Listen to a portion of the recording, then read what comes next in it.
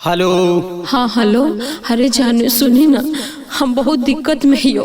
तू अभी अभी तुरंत हमरा से मिले आओ ना, तोरा बहुत इम्पोर्टेंट बात बतावे खो।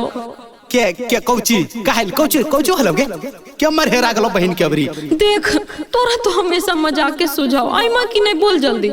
अच्छा दाम धर आबो योगे।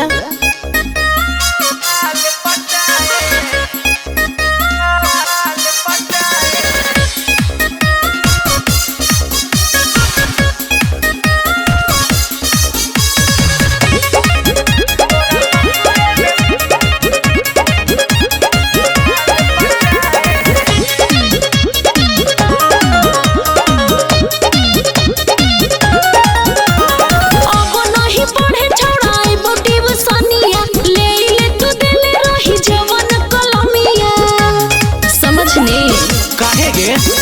अब नहीं पढ़े छोड़ाए बोटी वसनिया, ले ले तू दिल रही जवन कलमिया, कि यही लोगन में डोली चढ़ जाएंगे।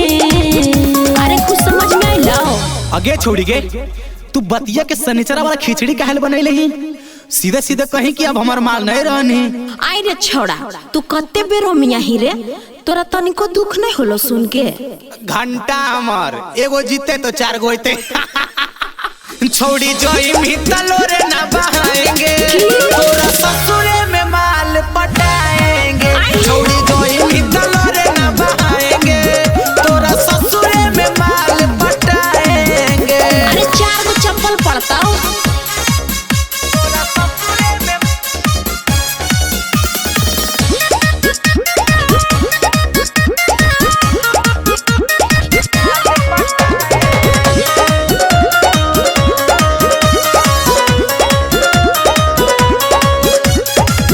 करिहा नहीं लफुआ गिरी हमर ससुराल में। आए बौ नहीं हरवा चुमा देखे जई बौ गाल में। देख हमरा ज्यादा फुसलाओ नहीं समझनी। जाही तजाल करे की देही परवा चल। अच्छा तोरे ससुररिया में खोलबौ लभ वाला ढाका। अरे सुन सुन कि तोरा फेरा में हम कुटाएंगे। अब कुटाही चाहे अरबा चाउर छटाही हमरा के मतलब हो। आ ऐसे भी सुन ले, गर्लफ्रेंड जो होबो है ना हाथ के मैल होबो ऐते जैते रोए समझनी कि नहीं। अच्छा हम तो सुनलियल कि पैसा हाथ के मैल होबो है। तो वो तो तू नहीं रहल देना के, सब तो लूट के खा गए ना। अरे जानू आज बर्थडे है तो वैलेंटाइन है तो टेडी बियर है, घंटा बियर है, सब तो लूट लेना। अब की बचलो हमरा।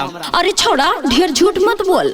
जो जो जो जान तो अब खड़ा कोची। हाँ छोड़ी जोई मितलो रे ना बहाएंगे। अच्छा तोरा ससुरे में माल पटाएंगे। छोड़ी जोई मितलो रे ना बहाएंगे। अच्छा तोरा ससुरे में माल पटाएंगे। ए छोड़ा ऐसा मत करी। हाँ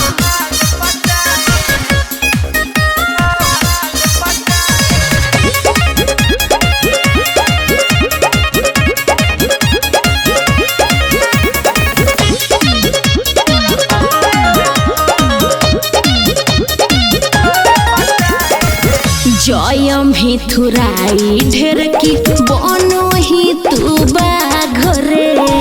सुन के सतरंगी सुबोध लगाओ दे हमें आगरे। अगर बाघ नहीं शेर ये शेर समझनी।